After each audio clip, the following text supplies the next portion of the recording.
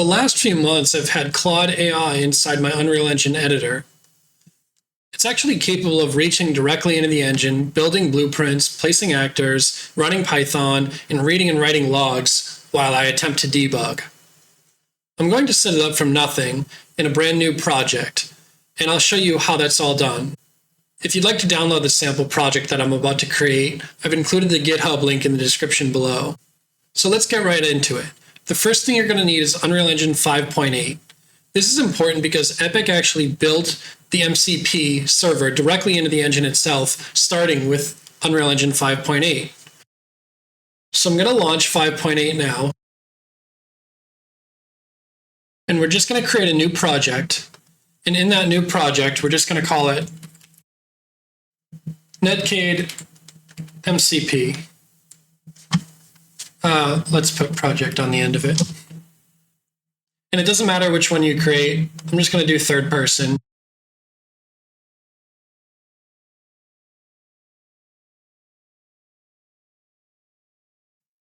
Okay, now that the project's open, the first thing we're going to do is go to Edit, and then Plugins. And we're going to search for MCP. And here you'll find Unreal MCP. We're going to check that off. Click yes. We're not going to restart yet because we want to do one other thing. We want to type in toolset. And there's one in particular that we want to check off, which is all toolsets. These are the abilities. So every single one of them ships as off to begin with. And so what ends up happening is Claude has limited ability without all toolsets being enabled. So now we're going to restart. And once the project has restarted, we're going to go back to the edit, and we're going to go to editor preferences. And here we're going to type, actually, we're going to find it, model context protocol on the left-hand side. Here it is. And we're just going to check off this auto start server. Now we can close out of that. And there's one other thing that we need, which is in your web browser, we're going to download something called VibeUE. So we're going to go to github.com/KevinPBuckley/VibeUE. And I'll put that link in the description below.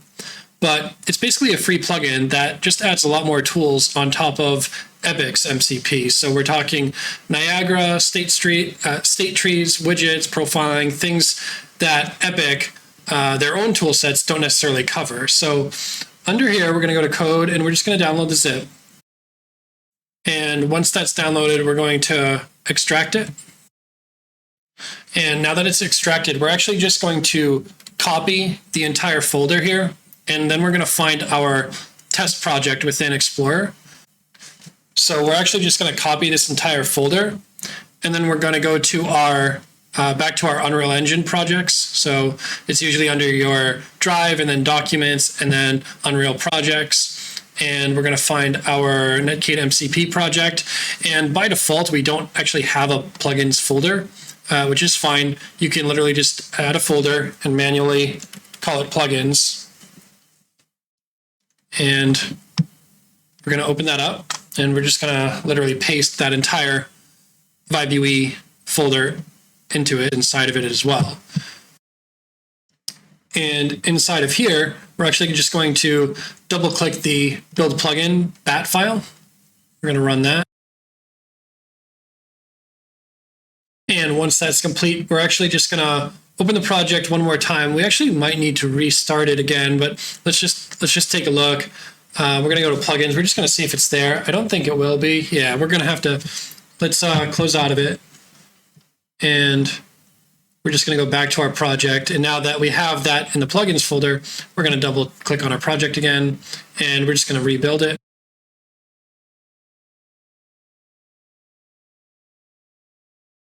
Okay, now that that's done, we're just going to go back to the plugins section again, and we're just going to double check to see if it's there, and it is, and it's enabled, so that's perfect. We can close out of that now. So now we have everything set up. Okay, the next thing we're going to do is we're going to put in a couple of commands directly into the editor. So you'll see on the bottom here where it says enter console command. We're going to utilize that now. And we're basically going to type in, and I'll put this in the description below, model context protocol dot generate, and actually you'll see it, you can just use the up arrow to select it, and then we're just going to hit enter. What that just did is it writes .mcp.json to the project root, and what that does is tells Claude where the server actually is. Now the next command we're going to put in is for VibeUE. We're going to do, and just so you know, instead of just clicking on that enter console command, you can also use the backtick key, which is to the left of the number 1 key on your keyboard. That works as well. So we're going to do VibeUE dot generate, and actually it pops up again, so we'll just use the up arrow and select generate agent config. And what that does is it writes Claude.md to your project root, which basically tells Claude how to go about using the tools that it has access to. Now we're going to open up the Windows Explorer, go back to our project, and we're actually going to see those files that we created. And so the next thing that we're going to do is we're going to go to our project URL here, and we're going to type in cmd. That'll open up a command prompt. Okay, so now we're going to get the CLI, or command line interface, to work for our project. So the next step is to type in cmd in your project folder, the root of the project folder that is, and we're going to type in npm install. We're going to do -g and then space @anthropic -ai /Claude -code. And so take a note of that command. I'll put that in the description below as well. Hit enter on that. And it's saying npm is not recognized. So we need node.js first. So for that, we can go to nodejs.org and install Node.js on our computer. So let's go there first. This is going to be nodejs.org. And under nodejs.org, we're going to do get Node.js and Windows installer.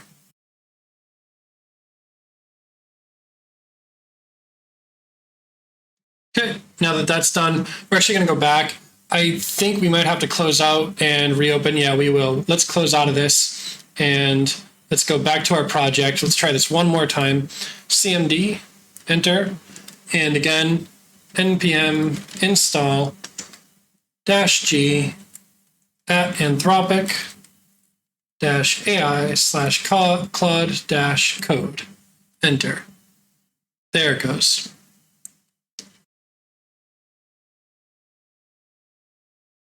Okay, awesome. Now that that's done, going forward, all we need to do is type in Claude. That's it, one word in your project root in this same CMD file. And here we go. So we've got the Claude command line interface established now, and this is actually speaking directly to our project. And so I'm going to leave it on dark mode. That's fine. And we're going to have to log in using our Claude credentials. So I would normally choose number 1 here. Now we are in, and click enter to continue. Yes, I trust this folder. But in any case, now we have the command line interface ready to go. And let's ask it a question. So let's start off with something easy. I see in the upper right, it says 64 actors in the project. So I'm going to say, how many actors are in the scene? Our editor at this point, and we'll see what it comes back with. And this brings us to one of our first sort of issues, which is it's going to ask you a lot of approval related questions. So for now, I'm just going to manually hit yes on all of the approvals that it requires. And it actually might be a lot more than you think, but we'll sort that out in a moment once it's done.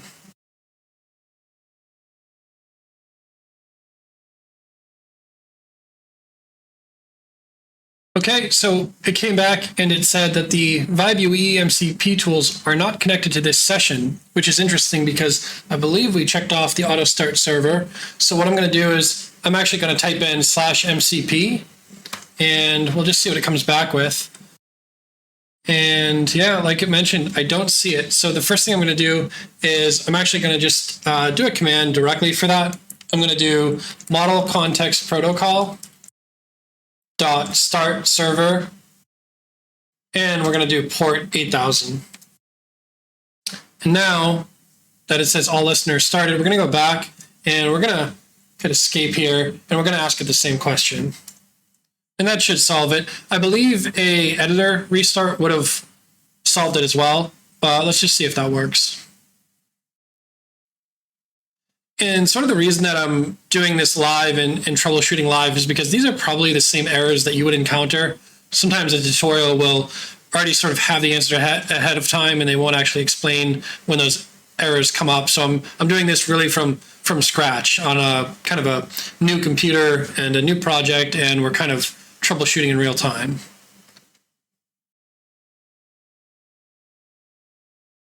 Okay, so now that it's done, we're going to take a look at what it came back with, which is, okay, 64 actors in the scene. So it's definitely connected now. It can see what's going on. It has control. So this is a really good step. And the number one thing that we obviously encountered in that last prompt was it asked me a million questions for approval for what felt like virtually everything. So the way that we can sort of get around that moving forward is we're going to change the permissions or the config file.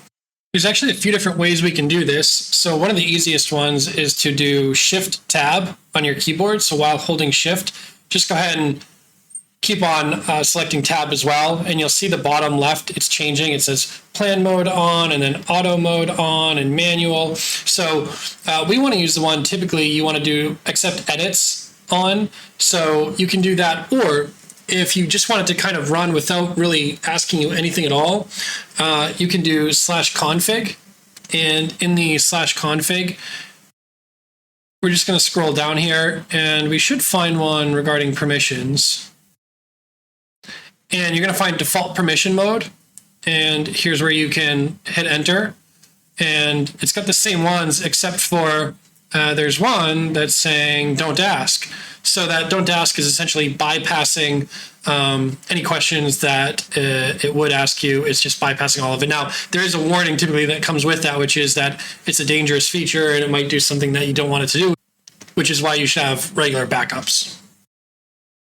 To change the model in the CLI, all you need to do is /model, hit enter, and then you can scroll through and change the model that you're using. Fable is currently the best model.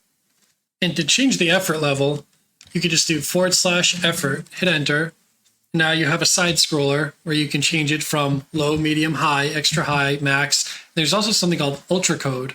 This uses multiple agents to, if you have like a really large project, some users have said that ultra code has better performance, but if it's a relatively smaller or medium-sized project, you're probably better off with just extra high. I use max because mine's somewhere in between, and it's been working well for me. I also just want to briefly mention to change the model or effort level of the desktop CLI. It's very intuitive. You just click this button here, and you can change the effort, and then you can go to select the model here. And then there's even more models options as well. I typically stick with Opus 5 and then Fable 5. Those are really the only two that I've used and had success with. But you can experiment around. And there's one other thing that I want to mention, which is I'm going to include a batch file in the description. So a batch file, just to make things easier, as opposed to doing this all sort of manually every time or kind of re-entering that whole command line prompt. It's basically something that will automatically open the CLI. It'll understand where you last left off. So even if your computer crashes or restarts or something unexpectedly, it doesn't matter because the bat file will maintain where you last left off. It'll have that previous context. And you can also add certain indicators to it to say also to skip permissions. So basically, and those are the main things that I wanted to bring up. That will pretty much give you a full running CLI with both Unreal MCP and VibeUE connected. And the last thing that I want to mention is, and we're kind of circling back to this, which is the desktop application for Claude. And the reason that I like to have the desktop application as well is because, and I'm just going to Google this now, Claude desktop, use this as something where we say, I want to ask the CLI to create, let's just make something up, to create a spinning cube. And we're going to say, please generate a prompt with these parameters. The cube must be, these dimensions. And here you could kind of just go on and on describing something. And what it does is it takes sort of the, I guess you could say, the human error out of it. So it will be very specific in the parameters that it provides. It understands how the CLI works. It understands how to prompt itself because it literally is Claude. And so this is typically how I would organize it. It's not to say that you need to do it this way, but one of the main reasons that I do it this way is because of context.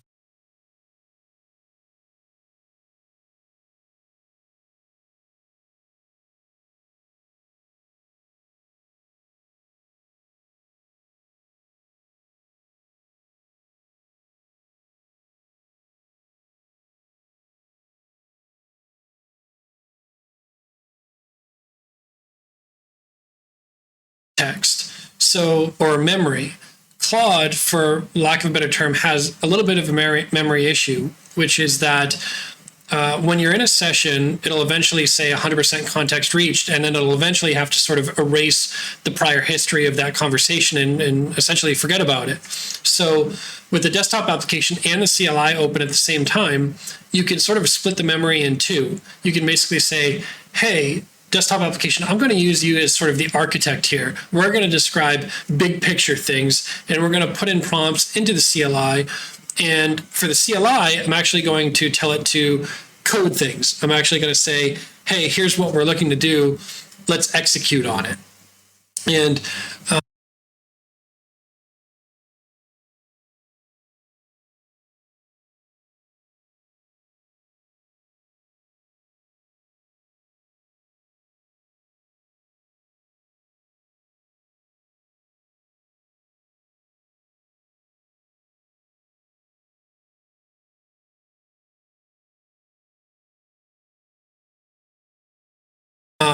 something really beneficial about that is you can have different models, right? So for one, I can do a model that's better at understanding big picture things on my desktop application.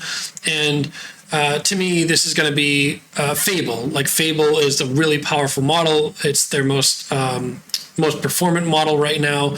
I would usually use the desktop application for Fable, whereas the CLI, I might be using Opus because it's actually there to just execute the code. And as long as the prompt is good, Opus will do a good job of actually coding things. So that's usually how I have things structured. And not only that, but there are limits to Fable as well, like only being able to use 50% of your usage. So you're not well off to use Fable for absolutely everything. You'd be better off kind of splitting it 50-50 anyways. And that might change in the future. And Epic built this MCP server functionality directly into the engine themselves, which to me means they've now adopted the concept of AI directly into the editor. They understand that that's more likely than not where the future is headed. So it's really important, in my opinion, to kind of understand this stuff now so that going forward in probably Unreal Engine 6, I can imagine, it'll be even better and you'll be working with it even more.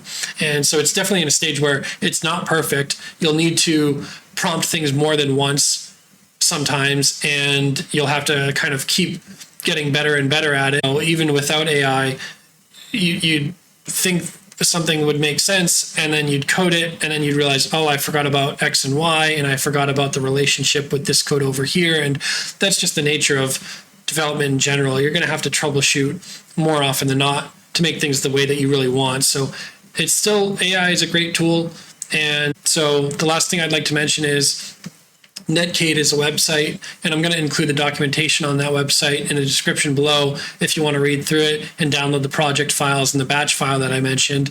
But it's a website where you can actually upload your games, videos, music, whatever you've created as an indie developer. It's a way for you to be able to showcase what you created. And I'll also put the link in for the Discord below as well. I'd love to see what you're creating.